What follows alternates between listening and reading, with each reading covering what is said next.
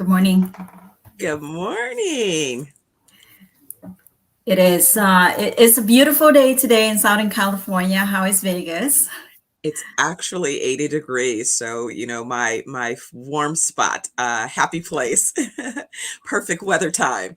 Yeah, it's getting hotter though, and we're enjoying the weather and planning for springs. And I try to visit this flower field in Carlsbad. I saw my friend went there, and I wanted to go there because the flower fields are so beautiful. So it's, you have family members that wanted to take, a day trip. That would be a perfect opportunity to spend time with your families. Oh, wonderful. Yeah, it's time to get outdoors and enjoy all of those things. A few people say that they have reactions to allergies and all of those things. But before we forget, welcome to Wealth Doctors. We're here every Wednesday at 10 a.m. Pacific time. I'm Dr. Stephanie Ardrey, and with me is Dr. Andrea Le. We are here today. We're going to talk about retirement, answering all kinds of questions about your retirement planning. What a great topic. It is. This past few weeks, I get, quite a lot of, questions regarding the retirement topics. I mean, that's what I specialize in too, but so many people are asking, question relating the Social Security benefits, long-term cares, and will you have enough money for retirement? So those are the questions that we will diving in today and give you more information on what to plan for in the next half hour. Yes, no, it's I was sharing that, I'm doing my courses for my continuing education, and just sometimes there's amazing statistics that jump out. And one of the statistics that has really just been validating a lot of things that not only we've been discussing, but just understanding the spaces that we occupy, especially around wellness and all of those things. And so it by 2030, they say that 76 million boomers will turn 65. And at that point, 2030, mind you, that's just, we're in 2024. Yeah. At that point, the cost of 76 million boomers on at 65 on Medicaid will exceed the federal revenues in terms of the cost to cover them medically. So, what I have been saying and what I have been seeing are not only governments and organizations really evaluating things like long-term care, things like lifestyle adjustments so that people are not as dependent on systems where you're utilizing, as doctor, pharmacy, a lot of the prescription drugs and things of that nature, because those things are expensive. And It is. as we see every I feel like if you watch regular TV every day, there's a new drug, advertised about something, and they're expensive, and so it's like we have to really think about this. And so it seems that this is one of those areas that come up often. Will I have enough money? Because if I am even healthy, right, will I have enough resources to cover a longer life? And the inflation rate too. So when you're planning for all these retirement plannings and medical expenses and long-term cares, take into consideration of the inflation, and plan far in advance, because 10 years, 20 years from now, 10,000, maybe you need at least 20,000 or more to cover that same expense need. And the cost of healthcare are rising, Mhm. and Social Security benefits may not be enough for you, right? So a lot of questions, a lot of people are having asking question. The most common one is, when should I begin my Social Security benefit? Mm. That is, a lot of people ask, when is the best time to do it? When is the best age to start receiving retirement benefits? And there is not a right or wrong answer here, because it really depends on your situation, and your best age depends on, really it is your choice. And we have to sit down and find out in your specific situation when is the best time to take it out, to start your benefit, because you can start young early at age 62 or at age 70. Now, when you start young, then the benefit, when you access early as a lifetime income there, the benefit may be reduced by 30%. Wow. Yeah. So let's say if your full retirement age is at 67, you receive $1,000. Now at 62, you may just receive about $700. Wow. And it's permanent reduction. It's not going to be adjusted later on. And if you delay that retirement age up to 70, you may have, instead of 1,000, it could be 1,250. So the retirement benefit can be increased as you delay your retirement benefit. But now, when is the best time to access that? Is really, you need to sit down and look at your personal incomes, look at the source of provisional incomes and other savings that you have, 401k, pension, IRA, and other investment accounts that you have. And maybe, we can find out what's the best time to take it out. If you don't need to access it early, you can delay it to have more later on. But if you do need to access it early, it will be reduced permanently. Wow. So that's an important, thing to consider when it's like having a bunch of puzzle pieces, right? And trying to figure out how to put together the best solution based on your particular situation. And so I think that planning early is really where the advantage is realized, is spending more time in considering, yes, what if I do live another 30 years beyond the time that I planned? What am I going to do? A lot of people say, well, I'm going to retire. And it's interesting because to me, I've had the conversation where I said, well, if you own a business, do you really retire, or do you create a succession plan, right? So that business can sustain and you just move into a different role. And so I said that, that's the beauty of long-term planning, is preparing for succession in terms of leadership in the organization, but more importantly, what are the things that you're going to do to keep yourself active? I was at an event last night with a group of trauma surgeons that are having a conference here in Las Vegas. And so we are just kind of talking about, that career path and just all of the changes and, just the emergency room impacts but the importance of just even that, when you've done what it is you've loved for a particular career, and you transition into something else. One of the surgeons said, I wouldn't retire. I just want to go and do some other exciting things, in life to stay busy. I want to keep my mind active. I want to do things. And I said, exactly. So what does retirement mean to you? What is the lifestyle that you want to continue to enjoy and maintain? Right. We live longer and longer. 1 in 3 person at age 65 live up to 90 or 95 years old. So retirement may be longer than you think, during the retirement years. So be sure to plan for a long time, because a lot of people, are asking, when I asked them, when would you like to retire? And I said, now. Okay, well, that is a good answer, but it's not always the realistic answer, because if you had a plan 10, 20 years ago, you can surely say now. But if you haven't started it, then it will take you 10, 20 years in order to build up that nest egg for the retirement. So at age 65, plan for at least 30 years. 95. So that's 30 years of retirement, that making sure you have enough fund to last you that long. And also the income in event of medical illness.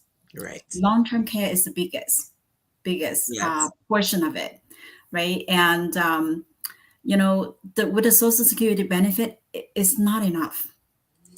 Oh no, exactly. So it's really and the thing is that it wasn't planned to be enough. You know, that No, that part is the reality, is that when we look at the demographics between, birth rates, and we factor in just population growth, where um, careers took centerfold. So, a lot of women didn't have necessarily as many children as before. And so, when we look at those shifts in the demographics and the population, then that's how, Social Security was meant to have a certain amount of workers who were working and contributing to the system, so that then as others retired, then they would be able to have access to benefits. But if the boomer generation is the generation that is retiring, and they're the larger portion of a population, the generation behind them is smaller. So, and then also just the dynamics of how many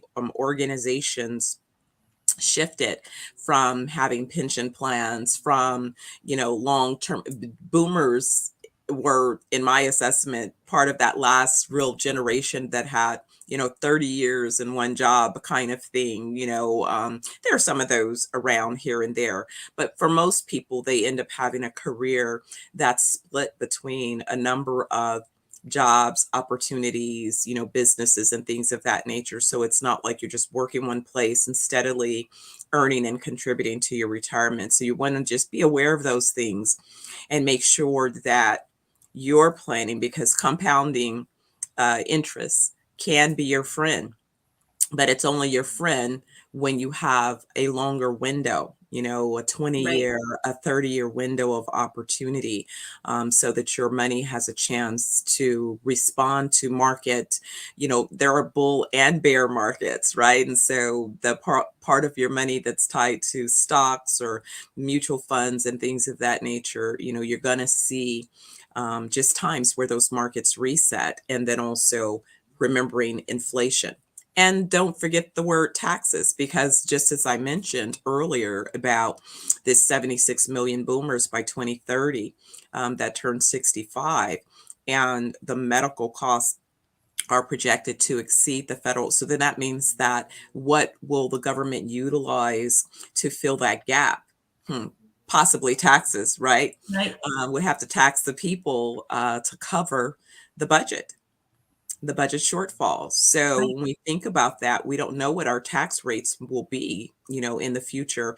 And so the best thing that you can do is try to plan, not only for how you're allocating your resources today, but more importantly, how you're planning for when you have access to your resources later in life. Right. I mean, you have to think of time horizon, because at age 65, or when you start retirement at age 60, even when you consider, stop working or continue working or just doing part-time. Now, at that point, you may accumulate, you should have at least 10 times of your annual income, 10 or 12 times of annual income. So let's say you make 100,000 a year. By that time, you should have at least in your retirement saving 1 million or 1,2 million. And now your 401k at that point could, accumulate over a few 100,000 or 1 million. Some people at that point at age 65, 70, they may have $1 million in their 401k. Now, to access that 401k and require minimum distributions at the required age 73, now you have to take all of that in consideration. If your money is in the market, in the stock market, how do you protect to make sure your principal is not lost? And if you take a hit like in 2008 when it drops tremendously, a portion of that, a big chunk of it, 30% could have been lost, and it would take you years to recover. So diversify it out, find the vehicles that generate you or compounding interest and also protect your principal, and also have access lifetime income There are companies out there that you can, plans out there that you can put in your money and guarantee lifetime income. They have riders for that. They have plan that protect your principal, and even the market drops all the way, your money is still protected 100%. Yeah. So Absolutely. right. I mean, it's, they just, you just have to look out for different informations, right? There are available plans that we didn't think of, or we didn't know that is available. But these are the plan that you can discuss with your financial professionals and have them take a look at review your specific uh, goals and needs and your current financial outlook, and reassess and make sure you have the best possible plan available for you. And also, Mhm. oh, I was No, going to say at age 65, at age 65, a lot of people have, you can sign up for your Medicare at age 65. So it's important that you start that at least 3 months before you reach as age 65 to do that. You can delay it a little bit longer, but you may have to pay for enrollment penalties. So just something that you may want to consider and look into it. well, it's interesting, and I'll respond. We have hey, shout out to Jeremy and Catherine Murray, both shared comments. Thank you. But Jeremy has two questions. One, he said, what are the best yields? And then the yield vehicles. Where are some great places to put your money to get a greater return? Which that's something that we love talking about. And we think that it is about having a diversified plan, but also utilizing tools like insurance. But not all insurance plans are the same. And so the yield is basically what creates yield, what creates a return are several factors. So typically, if you're thinking about where you're earning interest on your money, you're earning interest for the use of your money. That means that if you were traditionally putting your money in a bank uses your money, your deposits, and makes loans, and they charge interest on those loans to the borrowers. A portion of that interest that the bank is charging for the loans that they are making, they reward you for having money on deposit in like a CD, and they will give you a percentage of interest. But as you notice, the Federal Reserve has been dealing with keeping interest rates low as a way to stimulate the economy, the US economy. What happens is when the interest rates are kept low, then that means the interest that you earn on your money in the bank is low. What a lot of people don't realize is the banks put their money mostly in insurance vehicles, and that's how they make money. So you have to look at how you too can benefit by putting your money into those various vehicles. And they have different indexes or dependent upon the type of plan. That's why you really need to speak with a financial advisor or a person, because you want to look at your unique situation. And so typically the products that provide you with the greatest yield, the highest amount of return, are products that are considered having a greater risk, because that's really what determines the interest rate. It's kind of a risk and reward type assessment. So when you are making an investment, I look at this oftentimes as real estate developer. If I'm making an investment in an area that, say, is going through gentrification, the area has been depressed, or the buildings are old, aged, and a lot of people have moved out of those buildings away. So think of downtown Los Angeles. That was not a downtown for many years, right? But people began to realize that LA needed to redevelop downtown. And so the incentives for those developers that would come in early when there was still crime, there was still a lot of, homelessness, there were still a lot of infrastructure needs, they were rewarded with a greater return on those investments.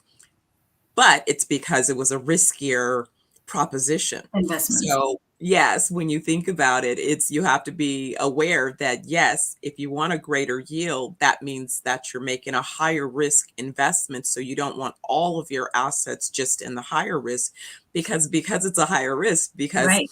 it could go wrong. So you could wipe out, or you could reduce, your principal. But that's the thing that we love about some of the insurance tools, because there's tools that allow you to be able to hedge against an upside, but there's a floor on your downside.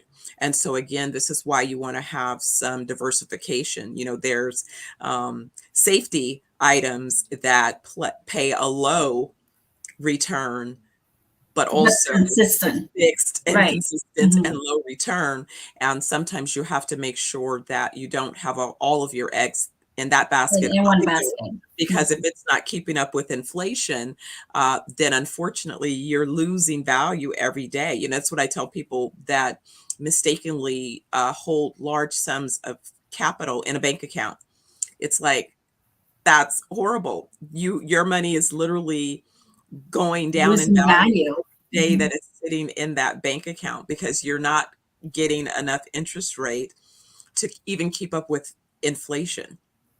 So you do better deploying that capital in some other ways, to potentially get at least a return. You have to at least meet inflation. I mean, otherwise your money is just going up in smoke. Right. I mean, it's to consider a balance of having different vehicles within your portfolio, your retirement portfolio, your IRA, your pension, your 401k, your savings, your stock investments, your life insurance. That's also a big part of planning that should be incorporated into your long-term goal, because it helps, not only it helps to protect your money, it helps to grow your money to beat the inflation. And in the event of market downturns, your money is protected. And there are vehicles out there that, that protect your principal, your hard-earned money. Over the years of 10, 20, 30 years that you accumulate wealth for yourself. And, just in a blink of an eye, if you put all of that money in the stock market, that could, drop 50%. And when it drops 50%, you know how long it would take to gain it back? It would, they would say, for to make it, to break even, you would need to gain 100% the following year to Mhm. break even. So, you lose 50%, let's say 100,000, you lose 50,000, you only have 50 left. Now, the following year, you have to gain 100% of 50 to break even from the previous amount that you started out with. So consider also redirecting your taxable money, a taxable bucket into non-taxable. Mhm. So we don't know what the tax rate going to be later on, right? Right now, the highest is at 37%. So basically, tax is really on sales right now, right? Yes. It's the lowest. When the 401k was started in 1978, at that point, the tax bracket was at 70%. So it's quite high, and it makes total sense to defer your money, defer your 401k, and let it grow over time. But now, at this point in time in 2024, the tax bracket is at 37%. So, consider where to put your money in, that you can maximize that earning and distribution tax free. And there are, different options, different alternatives, options out there that you can consider. Talk to your, financial planning, and they can provide you that information. And consider the future tax rate to with the U.S. economy are heading, and we are accumulating debts, right? The debt ceilings is so high right now. So is to ensure you have money to last you for a whole lifetime, put into a vehicle, or diversify it out, so you have a balance of each portion of it in different basket. So if anything that hit one basket, all your eggs are not broken. Exactly. Isn't that the truth? But even, when we talk about estate planning and succession planning, this is why it's so important to also consider that. We see wealthy families using tools like, again, insurance to help mitigate their expected tax liability, because again, when they pass on the transfer of generational wealth to their heirs, they want to do so in a way that those heirs are not losing a lot of the principal value. So oftentimes part of the structure will be to have a policy that is aimed to cover the cost of, the taxes, that the inheritance tax and all of those different things. And again, this is why it's so important to really spend some time kind of planning. I was referencing to someone the other day, Dr. Stephen Covey's books, The 7 Habits of Highly Effective People, and how, kind of when you're thinking about your journey, you begin with the end in mind. And I think that that's true with all of these things.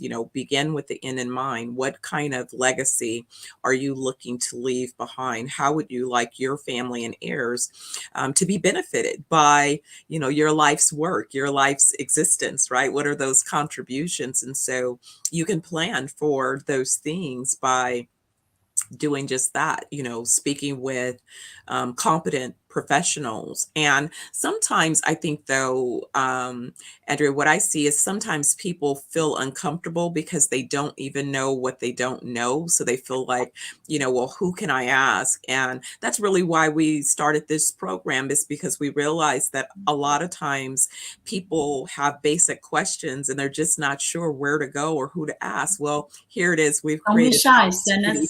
Yes, send send us us a an email. message. Ask us. We will we will give you an answer. I mean, that's really what this is about, because what we see is, again, along our own journey. What I often tell people is that I'm so grateful that my grandmother, knew something about insurance, so my whole journey here was about a woman understanding the tool of insurance and what that really was around a wealth creation and, business support and other tools. When I learned about the JC Penney's, the Disney's, all of these founders of these early companies that, have become legacy organizations, right? But at their time of need during economic setbacks, they were able to utilize their insurance as a vehicle and a tool. And so I just find that people are underinsured. They don't understand the value of the tool. And sadly, because a lot of times people don't want to discuss, death. Listen, we have a few things that we know are consistent. If we're living, we're going to eventually transition from this existence, this physical existence at some point, and we're going to pay taxes. So Right. those two things being said, we can't just put our heads in the sand, because sadly it does create a lot of disruption and dysfunction emerges in families when they are, struggling to not only manage their emotional reactions to losing loved ones, but then it's about the family business and their assets and estates and all of those things as well. So definitely, the sooner you plan, the sooner you ask your questions, the sooner you really think about, holistically, not only where you are along the journey, just Nike says, just do it, right? Just do it. Just look and find information, and, don't be afraid to ask the questions. There's no such thing as a bad question. No Yeah, such. right. I mean, send us a message. If you're not sure where to start, send us a message. Tell us about yourself, where you are at this point. What would you like to accomplish? You don't have to ask question if you don't have a question. If you want to share something, financial related, send us a message too, and we would love to hear from you. And if there's any other question, even simple question that you think is too simple, but other your question can be benefit for other people as well, because if we don't ask questions, then nobody knows what the answer will be. And for a financial process, it's a long-term process, and it takes it take improvement, little bit improvement every day to fine tune that financial instrument that you have, or change or update, to make sure you have a better vehicles in your investment portfolio. So, let us know. Let us know anything that we can help us. Let us know, and we can grow together with this financial journey. Absolutely. Absolutely. Well, it always happens, Andrea. It's like, this 30-minute conversation. Before we know it, we begin, and then we're up It at ends. the top of the hour. So it's always been a wonderful conversation. I think that, we're just touching on the threshold. Again, there's plenty of topics. We can go deeper in some of these conversations. If there are specific topics that you'd like to learn more about, send us an email about those topics as well, because again, there's a lot of information available. And I, again, am a fan of tools that we can utilize to really help us facilitate generational wealth building, because I think that's so important. Let's allow our heirs to begin with the knowledge that we've gained, so that we can change their station in life. I started educating my son when he was little, that mom's not just working to leave you a big inheritance. This is for my great great greats, right? So you will have a portion, but you won't have it all. I have to put in place some vehicles to make sure that generationally, there is an inheritance that's being left. And it's amazing, because just by having that conversation when he was a young person, as a young adult, he bought into that idea. And so he sees it as his contribution is also part of furthering, that intention. And that's really what we want to do, is we want to educate our children so that they can continue that legacy forward to educate their children, and so on and so forth. So again, Andrea, this was a great topic, and I look forward to next week and seeing what we're going to discuss next week. You know what? We didn't have time to discuss the rest of the couple more questions that we had prepared. So for our next episode, we'll continue with this conversation next week. Perfect. Again, thank you for joining us every Wednesday at 10 a.m. Pacific time. Please reach out to us, or send us an email at info@wealthdoctors.us if you have any question. Have the most wonderful day. All right. Take care, people. See you next time.